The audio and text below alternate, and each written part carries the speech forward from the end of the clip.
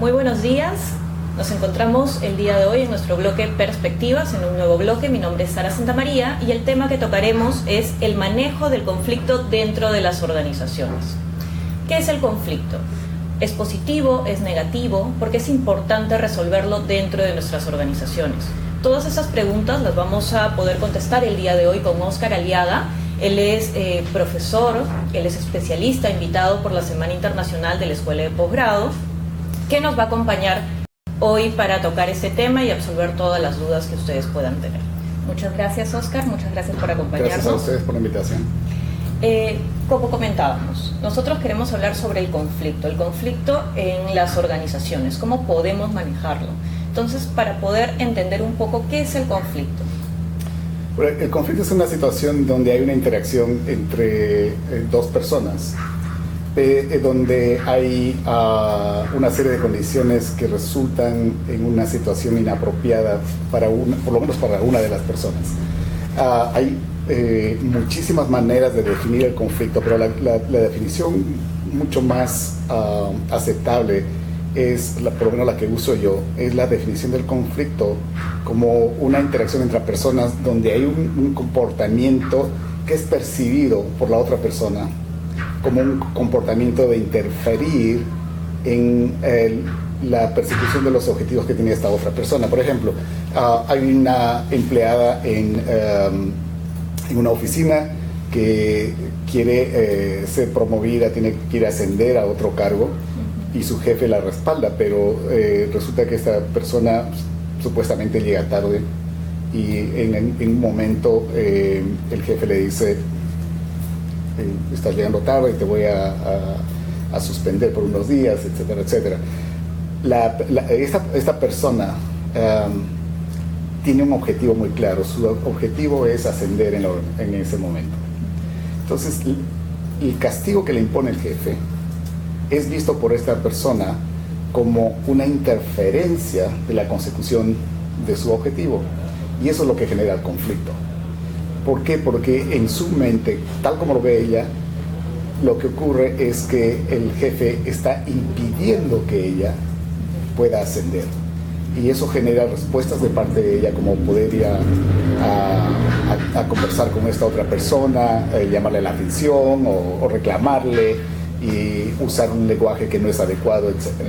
Pero estos tres elementos, el de la percepción de goles incompatibles, que es el bloqueo de los goles, la percepción de la interferencia, que es lo que haría la otra persona, y la interdependencia, porque tiene que haber interdependencia entre ellos dos, son los tres elementos que caracterizan un conflicto. Y esos son elementos que caracterizan un conflicto interpersonal, un conflicto en las organizaciones, conflictos sociales, conflictos internacionales. Tienen que tener esos tres elementos para que pueda ser considerado conflicto. En otras palabras, si tú y yo tenemos diferencias de opinión respecto a un tema político, por ejemplo, eso en sí no constituye conflicto. Yo puedo estar en desacuerdo con muchas cosas, pero mientras no haya un comportamiento que puede ser entendido como de interferencia, eso no puede ser conflicto. De hecho, la gente tiene diferencias de opinión todo el tiempo y eso no significa que haya un conflicto. Pero, ¿cómo se podría convertir en conflicto? Por ejemplo, si hay que tomar una decisión y yo tengo una opinión diferente a la tuya, ¿cómo podemos tomar esa decisión si finalmente las opiniones son diferentes? Bueno, ¿allí se podría convertir en conflicto o no? Sí, pero si tienen dos opiniones distintas de cómo realizar el trabajo, no necesariamente va a resultar en conflicto. El conflicto en ese caso podría suscitarse si es que yo digo: bueno, sabes que no voy a permitir que tú presentes tu propuesta.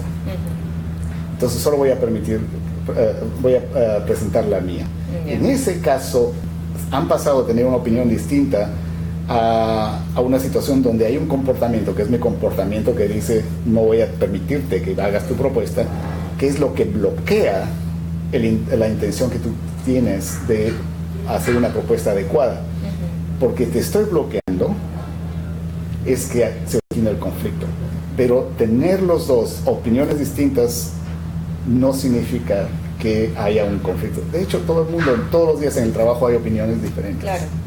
pero no necesariamente hay conflicto. Ahora, hay conflictos, pero los conflictos tienen que ser porque hay un bloqueo efectivo de la intención o de los goles, como se llama, que tiene la otra persona para realizar sus objetivos.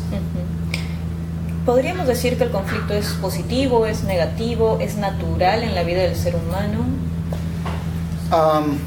Históricamente el conflicto ha sido visto como algo negativo. Cuando las ciencias de la administración empezaron a originarse hacia fines del siglo XIX, principios del siglo XX, la idea era que la mejor manera era de eliminar las fuentes de conflicto, y con eso eliminaban básicamente a las personas. O sea, si había conflicto, eliminaban a la persona, porque era siempre percibido como desde una perspectiva negativa, que tenía un efecto negativo. Eso ha cambiado mucho a través de los años, y la visión de que el conflicto es en sí negativo ha cambiado mucho. Y lo que ha sucedido es que hay un reconocimiento de que el conflicto es negativo, porque reconozcámoslo, a ti no te gusta estar en una situación de conflicto, a mí tampoco, es bien incómodo y trae una serie de costos para la persona y para las empresas o las organizaciones. Pero lo que hay ahora, con todos los mecanismos que hay que están disponibles para las organizaciones, esas situaciones de conflicto pueden tener efectos positivos para las personas y las organizaciones si es que son manejados adecuadamente. Entonces, lo que hay ahora es una oportunidad de transformar todo lo que sucede con conflicto, incluyendo los efectos negativos, en resultados positivos. Ahora, la otra cosa que va de la mano con esa afirmación es que después de cada situación de conflicto hay un cambio. Y ese cambio va a estar presente, así sea que no se ha resuelto el conflicto, pero aún más si es que el conflicto ha sido resuelto. Yo trabajaba en la Universidad de Minnesota con un centro que se llamaba el Centro para el Conflicto y el Cambio, porque es el reconocimiento, el nombre refleja el reconocimiento de que después de cada situación de conflicto hay un cambio, aun cuando no haya sido propiamente solucionado. Y el ejemplo es el siguiente. En el caso, por ejemplo, de esta mujer que quiere ascender y el jefe le dice no porque estás viniendo tarde, si no se soluciona ese conflicto, al día siguiente esta persona no va a seguir trabajando de la misma manera. Entonces hay un cambio. Va a haber una respuesta allí. Su respuesta es no trabajar con el ánimo que trabajaba antes, porque sabe que no va a tener el ascenso. Claro. ¿No?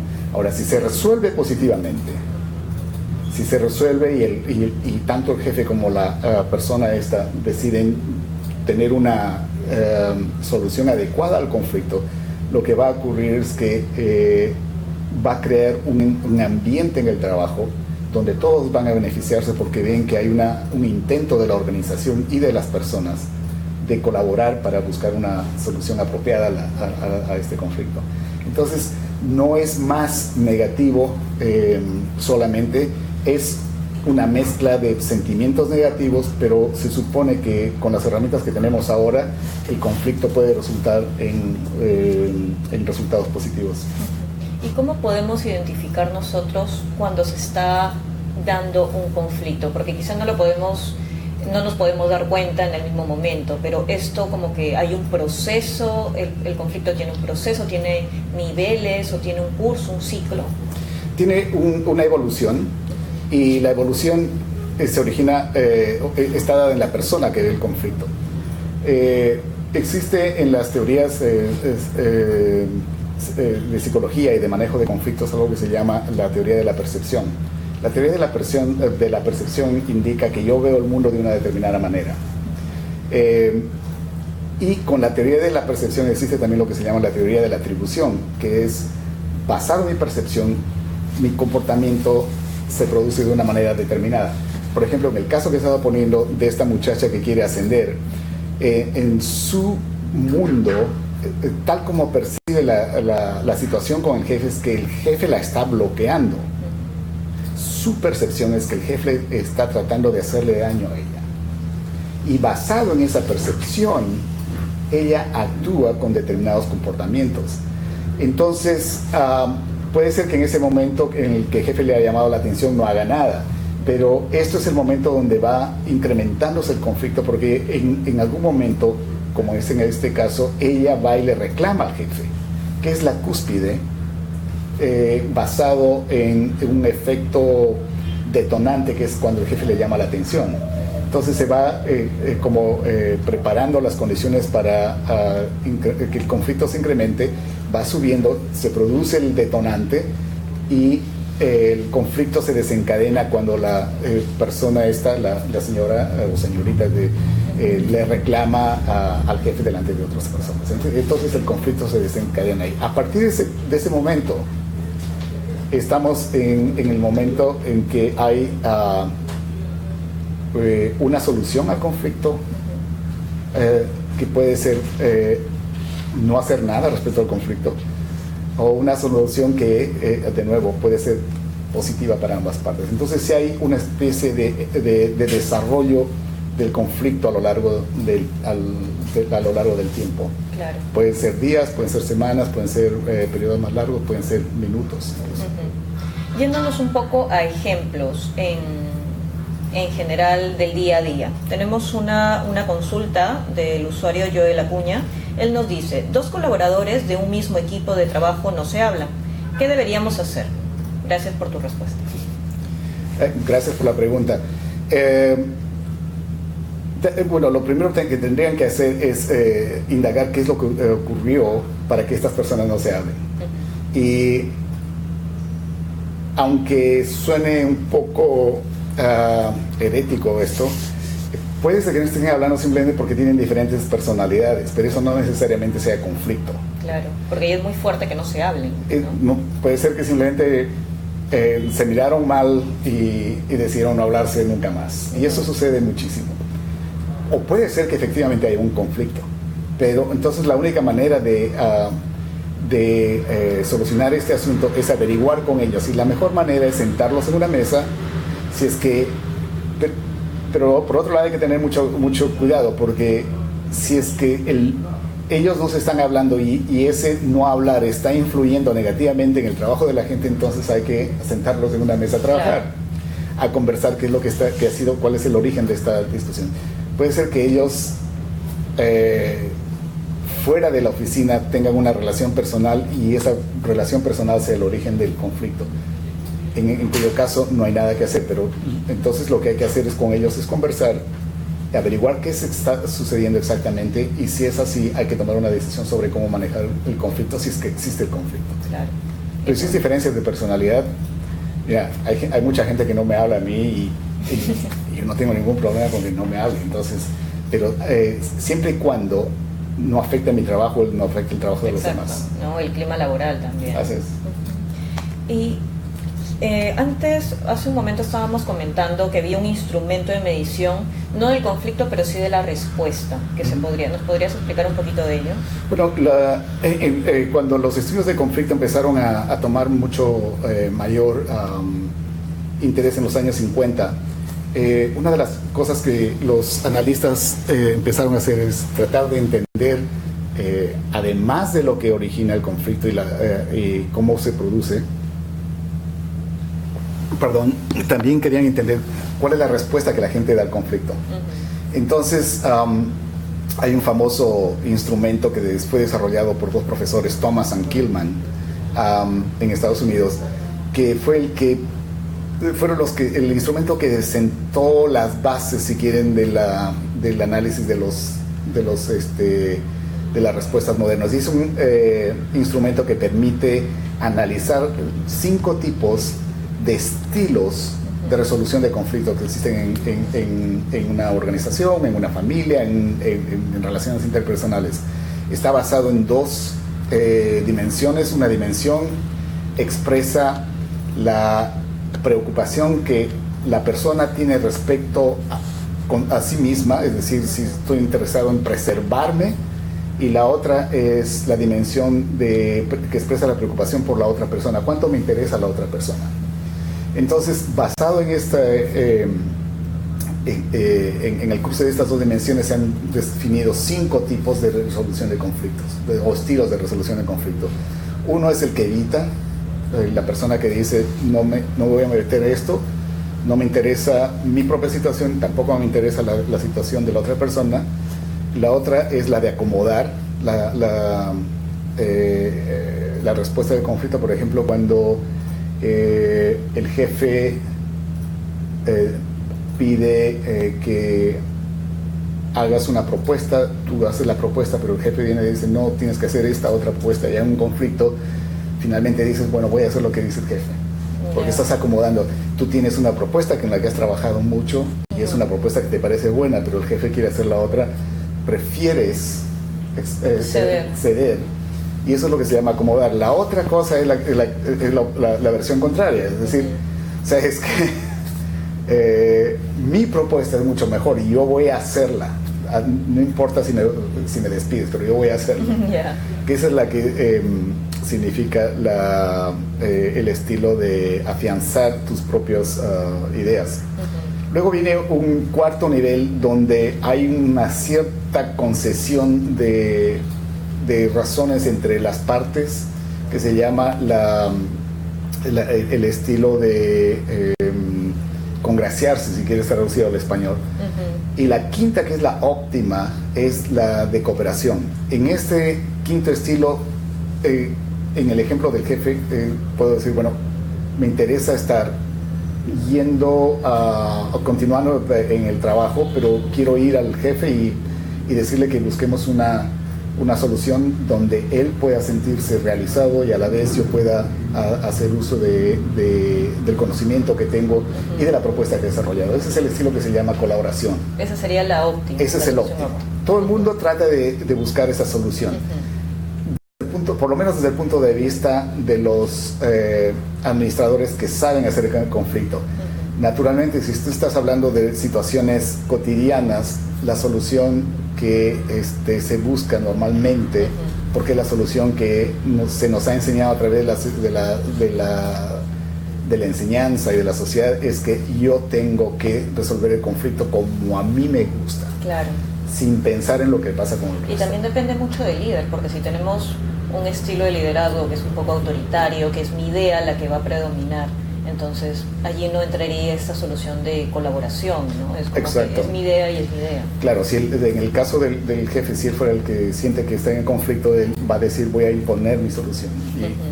Pero si es un jefe que más bien es consciente del trabajo que hace la gente del equipo y valora lo que hace el equipo, entonces probablemente va a buscar una opción de cooperación con los miembros del equipo.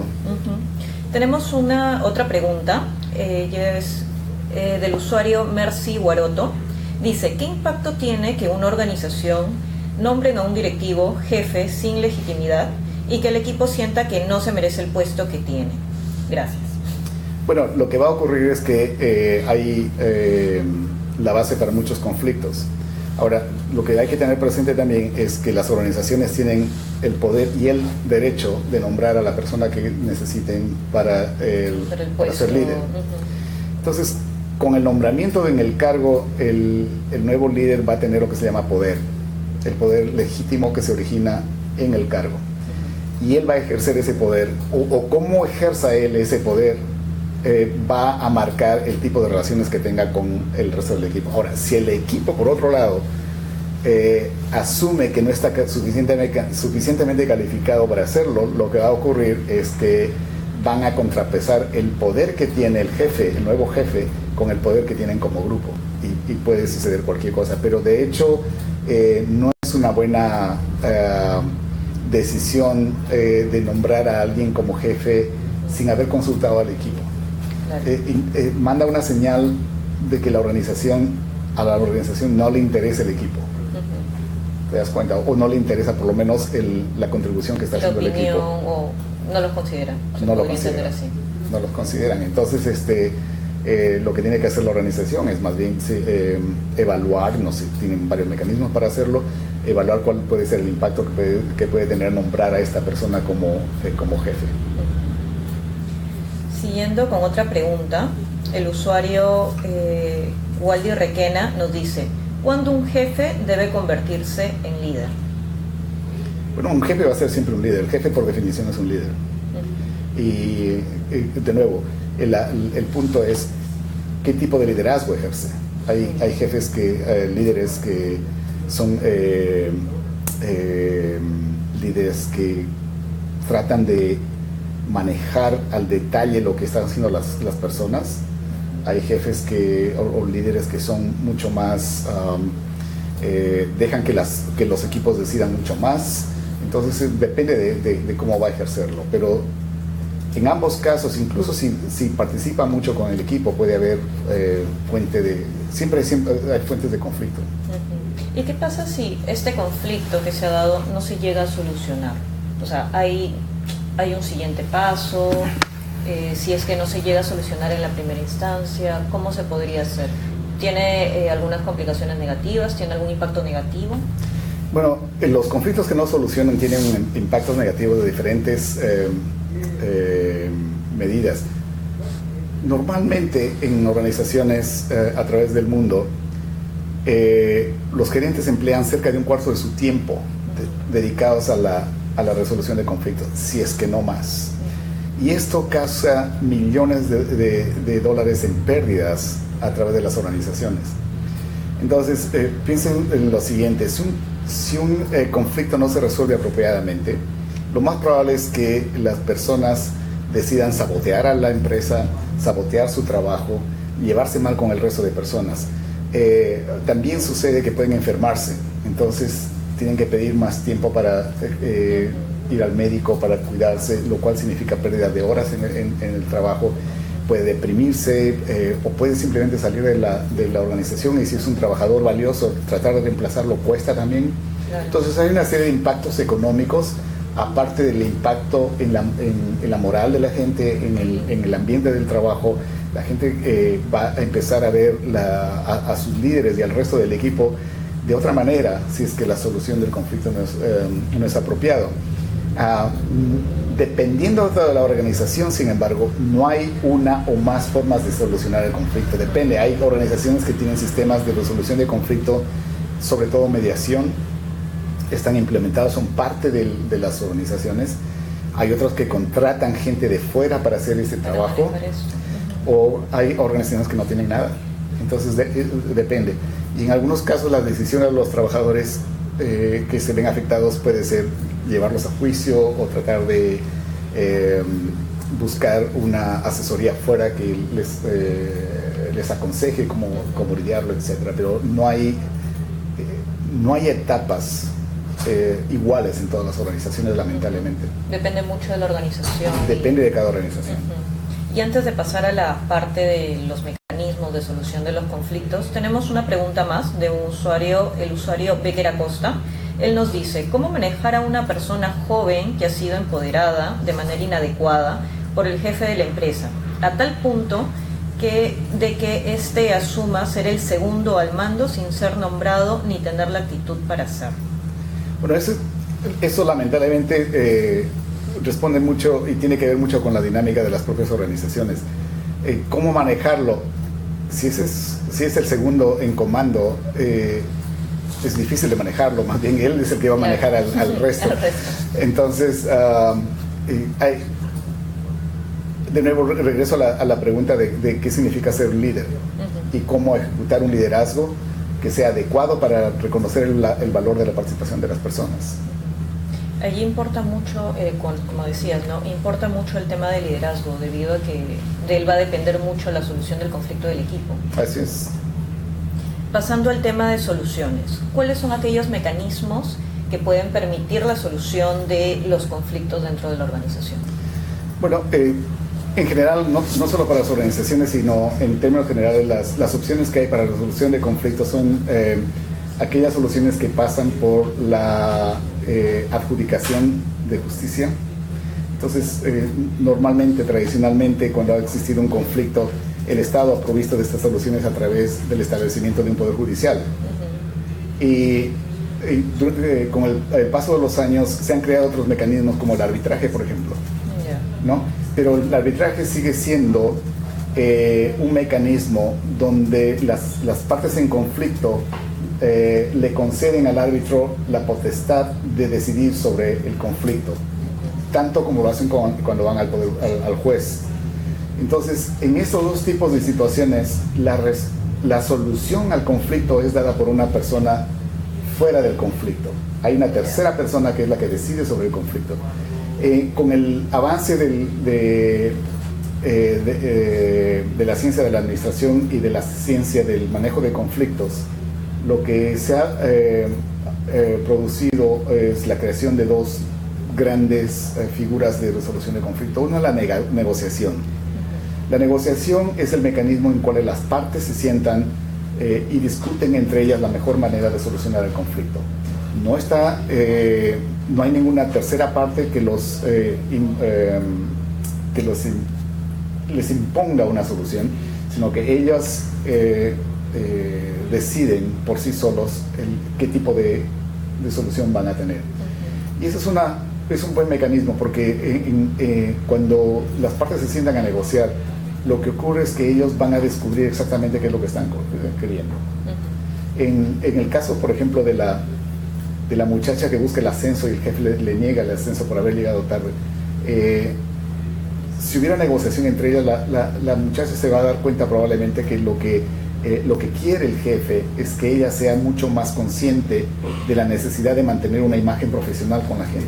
Claro. Y el jefe se puede dar cuenta de que es un error tratar a la empleada de una manera que la afecta profundamente. Entonces pueden llegar a descubrir sus intereses reales. El jefe también puede pensar que la señorita esta está desafiando su autoridad, que puede no ser el caso, pero eso es como lo perciben. No se olviden, el conflicto está basado tremendamente en la percepción. Entonces, durante la negociación pueden ver esos intereses, cuáles son los intereses reales. Y el jefe puede sentir que efectivamente uno de los intereses que tiene es que sea percibido, que sea visto como un jefe que cumple haciendo un buen trabajo. Entonces pueden llegar a una negociación, y cuando llegan a una negociación donde los intereses de ambas partes son satisfechos, el resultado de la negociación, el acuerdo que tienen en la negociación es mucho más importante y duradero. Esa es la ventaja de la negociación. Y hay otro mecanismo que se usa mucho ahora a nivel internacional, que es el mecanismo de la mediación. Y de nuevo, como te mencionaba, no es la mediación en el sentido de que lo usamos acá en el Perú. Yo me acuerdo mucho durante conflictos sociales, sobre todo, siempre piden la mediación o la intervención de la iglesia, o la mediación e intervención de alguna persona con cierto renombre, etc. La mediación en el caso del manejo de conflictos es distinto. Es de nuevo tener la posibilidad de sentar a las dos partes que son asistidos, que son apoyados por una tercera persona, pero esa tercera persona solo puede ayudar a que el proceso funcione. Esa persona no necesariamente no puede en ningún caso sugerir una solución al conflicto, porque eso no es lo que le corresponde. La mediación se usa muchísimo ahora en muchos países, particularmente en Estados Unidos. La mediación se usa mucho, por ejemplo, para el caso de disputas entre vecinos, para disputas laborales, típicas de disputas entre el trabajador y la empresa, por ejemplo. Se usa mucho en el caso de parejas que están divorciándose y que tienen que pasar los alimentos a los hijos y a la esposa misma. Entonces hay un uso extendido también en el uso de recursos naturales. Hay un uso extendido y en muchos casos, en muchos estados, la mediación es ahora obligatoria.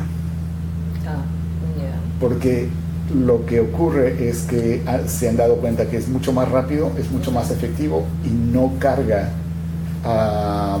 con más casos al Poder Judicial. O sea, es una tercera parte que tiene que estar ahí. Son, otra vez, el juez, cuando recibe una demanda por ejemplo, de alimentos, lo que hace es obliga a las partes a que busquen mediación, una mediación, un mediador para que les ayude en la mediación, y ellos son los que tienen que llegar a un acuerdo. Y eso me parece una idea importantísima por una simple razón, porque a través de la mediación lo que las partes van a tener que discutir son los intereses reales. Y eso se aplica y puede ser muy útil, por ejemplo, y hemos estado explorando esas opciones a nivel de las Naciones Unidas para resolver casos sociales que están originados en la escasez de recursos, sobre todo el recurso de agua. Allí se podría dar más. Tenemos una siguiente pregunta. El usuario Gonzalo Juárez Blas nos dice, que es de lo que estábamos conversando un poco, la resolución de conflictos dentro de una organización debería ser asumida principalmente por el área de recursos humanos, lo que estabas comentando. Puede ser por el área de recursos humanos, pero si usan la mediación, normalmente es fuera de recursos humanos, porque la mediación... Por la organización incluso. O puede ser dentro de la organización, pero tiene que ser una entidad imparcial, porque la base de la mediación es que el mediador tiene que ser una persona imparcial, que no está comprometida con ninguna de las partes, ni que está interesada en dar alguna sugerencia de resolución. Lamentablemente, en las oficinas de recursos humanos hay una tendencia, no todas las oficinas de recursos humanos, pero hay una tendencia de solucionar el conflicto en favor de la empresa. Claro. Entonces eso desnaturaliza por completo la idea de imparcialidad que está a la base de la mediación. Ya, sí. Tenemos una siguiente pregunta, que es el usuario Luis Aguirre. Nos dice, buenos días, ¿cómo resolver casos de conflictos en empresas familiares? Ya que en el Perú la mayoría de empresas son así. Claro, yéndonos al contexto peruano. Bueno, la solución en las empresas familiares siguen los mismos principios. Lo que ha variado es el contexto, y el contexto es un contexto donde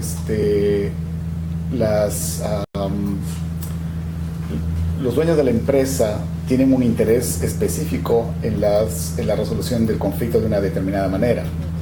Es distinto de una empresa grande como una empresa minera internacional, donde los propietarios de la empresa son muy diversos en términos de quiénes son, qué intereses tienen. Entonces, estudios que se han hecho en diferentes países indican que la resolución de conflictos a través de estos mecanismos que he mencionado de negociación y de mediación son más útiles en los casos de empresas familiares y en los casos de empresas que son pequeñas. Y cuando combinas ambas, que son empresas familiares que son pequeñas, son mucho más factibles de ser receptivos a este tipo de mecanismos. También hay ciertas escuelas o ciertos grupos de investigación que han exhibido que en realidad la resolución de conflictos en empresas familiares depende de qué tipo de actividad económica están haciendo, ¿no?